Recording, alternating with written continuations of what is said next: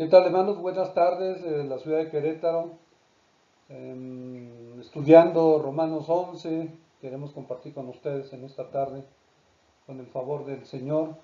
Vamos a ver que como tema número uno encontramos que Pablo habla sobre el remanente de Israel, esos pequeños grupos que Dios siempre ha tenido a través de toda la historia, ¿verdad? Hasta nuestros días.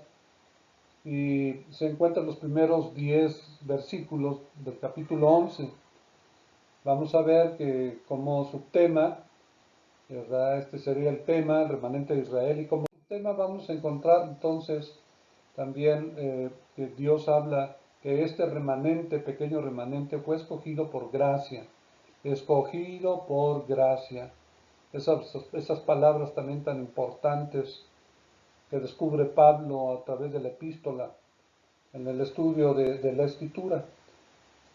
Y bueno, Pablo comienza en principio, ¿verdad?, preguntándose cómo era su sistema de enseñanza, adelantarse un poco a las dudas, a las posibles preguntas que tenían los sacerdotes, los eruditos griegos, los teólogos, que querían pues siempre o contradecir, como lo hicieron siempre con Jesús, también lo quisieron hacer también con el apóstol Pablo, ¿no?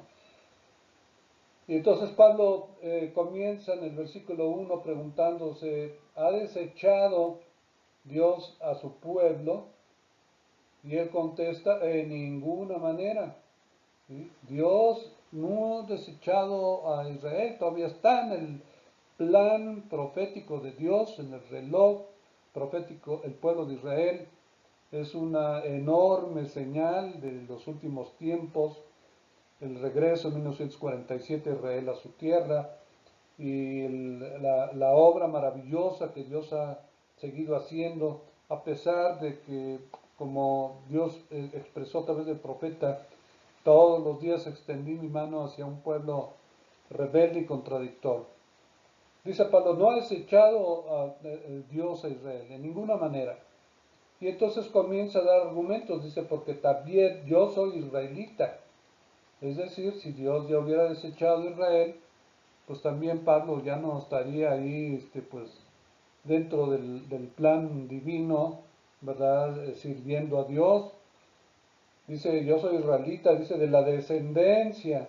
Esta palabra también tan importante, de la que hemos visto anteriormente cuando habla acerca de la descendencia de la mujer y de la descendencia de la serpiente, recordarán. Esta palabra descendencia en el griego es esperma y cera en el hebreo. Y dice, yo soy descendencia de Abraham. Soy descendiente verdadero de Abraham, vengo de Sara, de Isaac, de toda la línea del hijo de la promesa, Isaac, no de la línea de Ismael y de la concubina y toda esa línea que es la línea de la serpiente, no, yo soy de la descendencia de Abraham. Y dice además, pues bueno, de la tribu de Benjamín, y leyendo algunas de las promesas, que hay muchas en la escritura, acerca de la fidelidad y la forma cuando Dios decidió escoger por gracia, no por alguna obra, porque si fuera por obras, pues uno se preguntaría, pues cuáles obras hizo Israel, ¿verdad? Al contrario, siempre mataron y apedrearon a los profetas enviados por Dios, al Señor Jesucristo, etcétera. Pero dice algunas de las escrituras que le quiero leer. Salmo 94 dice el versículo 14, porque no abandonará Jehová a su pueblo, ni desamparará a su heredad. Y el profeta Isaías 54:10 dice, porque los montes se moverán y los collados temblarán, pero no se apartará de ti mi misericordia, ni el pacto de mi paz se quebrantará, dijo Jehová, el que tiene misericordia de ti. ¿Se fija? O sea, así como estas escrituras hay por todo el Antiguo Testamento. Y bueno, esto nos hace recordar la parábola del hijo pródigo, cómo salió y cómo Israel, ¿verdad? en rebeldía a su padre y contradiciendo pues todas las enseñanzas y principios de su padre, se va a vagar por el mundo y cuando regresa a su casa arrepentido, entonces pues el padre lo recibe desde la puerta de la casa con los brazos abiertos. O sea, la promesa de Dios a sus escogidos y la obra redentora a través de Jesucristo, su Hijo, es tan perfecta que esto sentó las bases para que la justicia divina fuera satisfecha a través de ese sacrificio verdadero del Señor Jesucristo, en el que todos nosotros morimos juntamente con Él. Y de esta forma entonces pues la obra de Dios se ha llevado a cabo. Y bueno, esta tribu de Benjamín que se menciona aquí, ustedes recordarán a Benjamín, que era hijo de Rebeca. Rebeca, pues a la hora de que dio a luz a Benjamín, pues ella murió, ¿no? Fue algo que, pues así Dios lo estableció, Dios lo designó. Pero pues esto es algo que eh, encontramos que la tribu de Benjamín, no solamente de esta tribu venía el apóstol Pablo, también el primer rey de Israel, el rey Saúl, venía de esta tribu, pues así como el apóstol Pablo, ¿verdad? Eminentes hombres y mujeres de Dios descienden de esta tribu, de donde era el apóstol Pablo. Vamos a ver entonces aquí los siguientes textos que dice acá en el versículo 2 ahora, capítulo 11 estamos, ¿verdad? Estudiando. Dice, vuelve a decir Pablo, no ha desechado Dios a su pueblo, no lo ha desechado. Dice, al cual desde antes, desde antes está siempre refiriéndose a la obra de planeación de Dios antes de la fundación del mundo, cuando la misma escritura en Romanos continuamente también aparece de esta verdad. A los que antes conoció, Dios los predestinó y Dios los justificó, y a los que Dios justificó, Dios los glorificó. Entonces, Dios conoce desde antes a su pueblo. Y no significa que porque vio algo en Israel bueno los haya escogido, sencillamente dice, Dios los conoció. O sea, antes de predestinarlos, Él los conoció, Él sabía cómo iban a ser perfectamente bien. Y sin embargo, por eso dice que es un pueblo escogido por gracia, ¿verdad? Porque los escogió aún sabiendo que iban a ser un pueblo rebelde y contradictorio, que iban a tener que finalmente venir un juicio sobre ellos, que vamos a explicar en unos momentos cuando lleguemos a este texto. Pues vemos cómo entonces dice los que antes conoció, no los ha desechado, porque dice porque pues los conoció desde antes, sabiendo cómo eran y todo esto. Sin embargo, Él en su fidelidad pues prometió guardarlos, como leímos en el Salmo y en Isaías. Y entonces empieza a esbozar también otro ejemplo que da Pablo acerca de Elías. Recordarán a Elías, el profeta Elías, el que oró para que el juicio de Dios viniera sobre la idolatría en la que se encontraba el pueblo de Israel, la época más oscura quizás de apostasía de Israel, la época cuando Jezabel y el rey Acab, su esposo, pues estaban derribando los altares del Señor y mataron a los sacerdotes del Señor y a los profetas del Señor. Y entonces Pablo usa este argumento, ¿verdad?, histórico, y se remonta a la época de Elías, y dice entonces Pablo, dice, ¿no sabéis qué dice de Elías la Escritura? ¿Cómo invoca esta palabra también? Vamos a verla en unos momentos. ¿Cómo invoca a Dios contra Israel? Diciendo, y bueno, antes de pasar al siguiente versículo para ver qué es lo que dijo, ¿verdad?, lo que invocó a Dios contra Israel, vemos esta palabra proginosco, que es una palabra que les decía que implica ese conocimiento divino que Dios tuvo de antemano, y como lo vimos en el versículo 29, el capítulo 8, les decía de este texto maravilloso donde dice, porque a los que antes conoció, también los predestinó para que fuesen hechos conforme a la imagen de su Hijo, para que Él sea el primogénito entre muchos hermanos. Entonces este texto también usa ese mismo argumento Pablo, porque a los que antes conoció, ¿sí? Y dice, los predestinó para que fuesen hechos conforme a la imagen de su Hijo. Aquí no cabe duda acerca de esta palabra maravillosa que tanta bendición trae al corazón, tanta seguridad a la vida del creyente. Un Dios que te escogió desde antes de la creación, ya en su mente ya te conocía, así el pueblo de Israel ya lo conocía. Y este preginosco, este conocimiento anticipado de Dios, pues dijimos, no tiene relación con las obras, como vimos también en la vida de Saúl y de Jacob, que todavía no habían nacido ni habían hecho ni bien ni mal, y Dios, ¿verdad?, escogió a Jacob y aborreció a Esaú para que el propósito de la elección así se cumpliese. Entonces vemos que esta palabra también invocar, dice cómo invoca. Vimos en el capítulo también 10 que todo el que invocare el nombre del Señor será salvo. Y esta palabra es en el diccionario, que es la palabra entucano,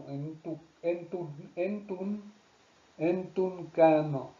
La puedes ver como en el griego así se refiere a esta palabra invocar, que significa interceder, rogar a alguien, bien a favor o en contra de otros.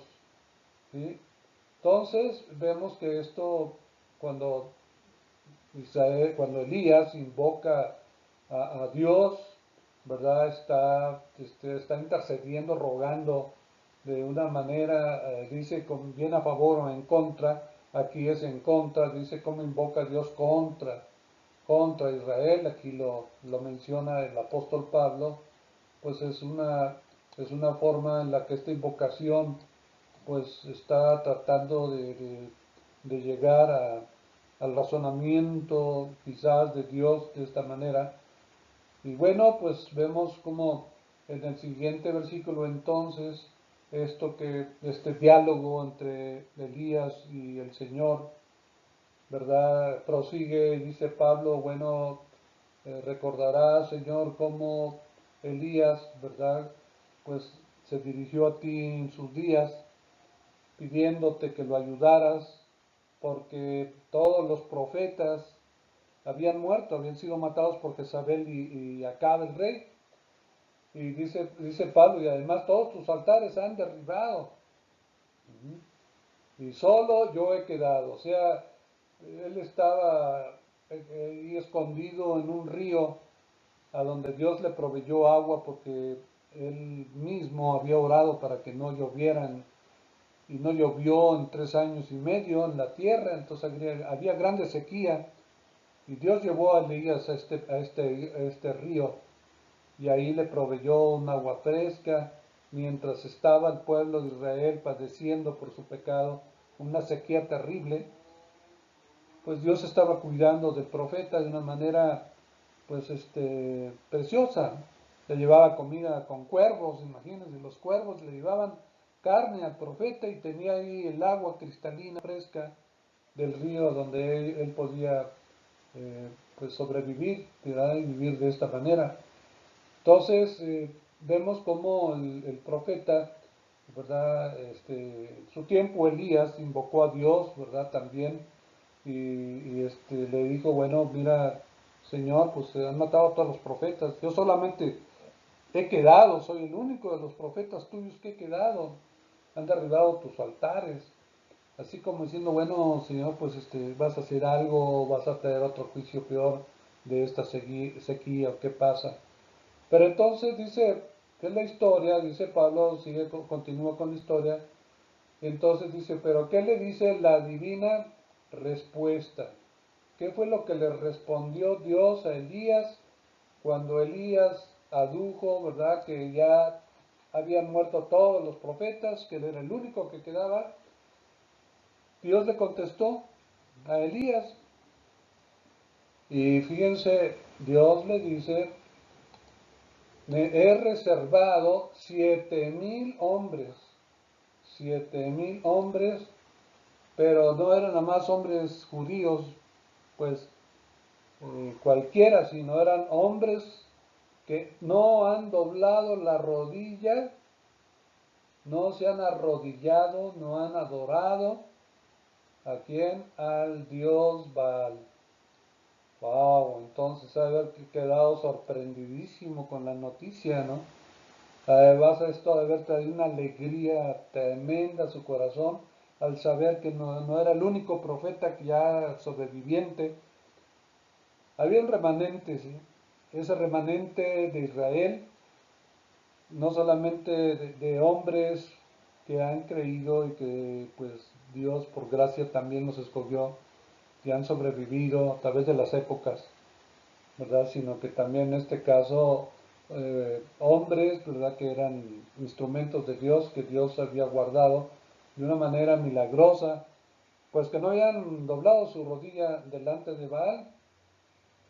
Bueno, Baal, recordarán ustedes que era el dios de la fertilidad de los cananeos, el dios de la fertilidad de los cananeos cuyo culto se introdujo entre los hebreos. Y pues era un culto terrible, ¿no? Dios Baal era un dios cruel, asesino. Era el mismo Satanás, ¿verdad? Como va a pasar en la tribulación, va a estar tomando pues ventaja de todo esto, ¿verdad? Y creará pues una obra terrible dentro de los judíos. Entonces, la divina respuesta le dice Dios a Elías, mira, no eres el único sobreviviente, hay 7,000 hombres, hay un remanente fiel que todavía no han doblado su rodilla a adorar al Dios Baal, este terrible Dios donde sus cultos sacrificaban a los niños y con las Astarot, la otra diosa, y con orgías terribles, y era pues una época, por eso los 3 años y medio de sequía, de juicio que vinieron precisamente en la época de Acab y de Jezabel, su mujer. Entonces, dice en el versículo 5, así también aún en este tiempo, ¿verdad? Aún ha quedado un remanente escogido por gracia. Y entonces dice, y si por gracia ya no es por obras, de otra manera, la gracia ya no es gracia, y si por obras ya no es gracia, de otra manera la obra de otra manera la obra ya no es gracia. Dice, es por gracia, no es por obras. Porque si es por gracia, entonces pues no hay ninguna obra ahí de la que se pueda gloriar el hombre. Entonces dice el versículo acá, en el versículo 7, que pues lo que buscaba Israel no lo ha alcanzado. Otra pregunta en su sistema de manera de anticiparse a las dudas de las preguntas que causaban sus argumentos. Dice el apóstol Pablo que pues lo que buscaba Israel no lo ha alcanzado, pero los escogidos, fíjese otra vez esta palabra, los escogidos sí lo han alcanzado, ¿no? Gracias a esto, ¿verdad? Fue posible pues que el pueblo de Israel pudiera tener la obra maravillosa de ser elegido, como en 1 Tesalonicenses 1:4 dice el apóstol Pablo, porque les dice a los creyentes de Tesalónica, porque conocemos, hermanos amados de Dios, vuestra elección. Conocemos de vuestra elección, dice Pablo en este texto, ¿no? Entonces, eh, Israel pues no ha alcanzado la justicia divina, no ha alcanzado a recibir de Dios lo que Dios tenía preparado por ellos, pues por su, dice acá, por su endurecimiento, dice esta palabra que aparece, recuerdan en la parábola del sembrador, el corazón duro, que es la tierra a donde la semilla cae y son puras piedras en pedregales y no lleva fruto. Entonces, como está escrito, dice el versículo 8, Dios les dio espíritu de estupor. Esta palabra estupor, katanuxis en el griego, quiere decir sopor o entorpecimiento. Y es una manera metafórica en la que el apóstol Pablo está refiriéndose a la mente y al entendimiento de las personas que fueron cegadas, ¿verdad?, por el pecado, y el juicio de Dios entonces permitió que esta gente estuviera pues con una nube de humo en su entendimiento, que no pudieran ver con sus ojos la verdad, con los ojos espirituales no pudieran ver en realidad la verdad de Dios, y con los oídos, dice, con oídos con que no oigan hasta el día de hoy. Entonces vemos que este versículo 8 dice que es algo que está escrito, o sea, esto fue profetizado. Y esto también Dios lo tuvo en mente antes de escoger Israel. Yo no sé si hubieran escogido otros países, ¿verdad? Pues en muchísimos peores pecados y rebeldía hubieran incurrido, ¿no?, que los que tuvo en Israel, porque el corazón del hombre engañoso y perverso. Y bueno, en este caso, bueno, Dios pues hace en esta profecía alusión a este juicio, ¿no? Un espíritu de estupor, de entorpecimiento en su entendimiento, ojos con que no vean y oídos con que no oigan hasta el día de hoy, dice Pablo. O sea, hasta este momento, dice Pablo, Israel está con espíritu de estupor, con ojos que no pueden ver y oídos que no pueden oír la palabra del Espíritu de Dios. En Corintios también se refiere a esto cuando dice que hasta el día de hoy, cuando leen en el Antiguo Testamento la palabra, no la entienden, su mente está cegada, como dice, como que tienen un velo en su mente, que cuando se convierten al Señor, este velo les es quitado. ¿Recuerdan ese pasaje del apóstol Pablo? Y bueno, también estaba escrito, ¿verdad? Dios usó a David para hablar acerca de esto, y dice, se ha vuelto su convite en trampa y en red, y el tropezadero y en retribución. Vemos entonces que esta ceguera también de la que Pablo en Efesios 4:18 se refería cuando dijo, teniendo el entendimiento entenebrecido, ajenos de la vida de Dios por la ignorancia que en ellos hay, por la dureza de su corazón. De aquí entonces esta palabra del rey David, también profética, cuando dice se ha vuelto su convite, que convite quiere decir mesa, que es un momento cuando los judíos estaban a la mesa, pues era un momento muy importante, a donde ellos pues trataban sus negocios, trataban asuntos familiares en su casa, con su familia, su esposa, sus hijos. Pues fíjese qué terrible, ¿verdad? Este juicio, que en un momento también metafórico, de un momento cuando ellos se sintieran seguros, porque es cuando están en la mesa comiendo con sus seres queridos, con sus amigos, que esto metafóricamente pues se volviera en una trampa para ellos, y además en una red a donde iban a ser agarrados como pescados, ¿verdad? Atrapados en una red donde se atrapan muchos pescados. Y aquí muchos del pueblo de Israel iban a quedar entrampados en esta red. que ellos mismos tejieron finalmente, ¿verdad? En esta trampa que ellos también pues, se pusieron. Jesús decía, a dónde guiaría un ciego a otro ciego? Imagínense un cieguito llevando de la mano a un cieguito pues en un bosque, tropezándose cayendo en hoyos, lastimándose siempre.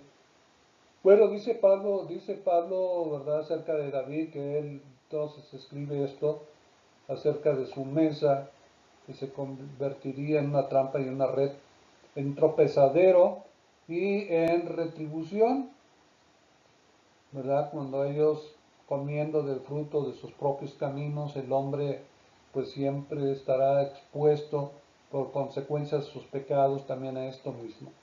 Y finalmente dice en este mismo pasaje el rey David que escribió esas palabras, dice, sean oscurecidos sus ojos para que no vean y agóviales la espalda. Sean oscurecidos sus ojos para que no vean y agóviales la espalda para siempre. Bueno, entonces después de esta lección, vamos a ver la siguiente lección, el pueblo de Israel que también pues está incluido en este juicio por su pecado. Vamos a ver después qué es lo que sucede. Vamos a tener un pequeño break, hermanos, que se tomen como siempre su cafecito y su tortita. Bendiciones, hermanos.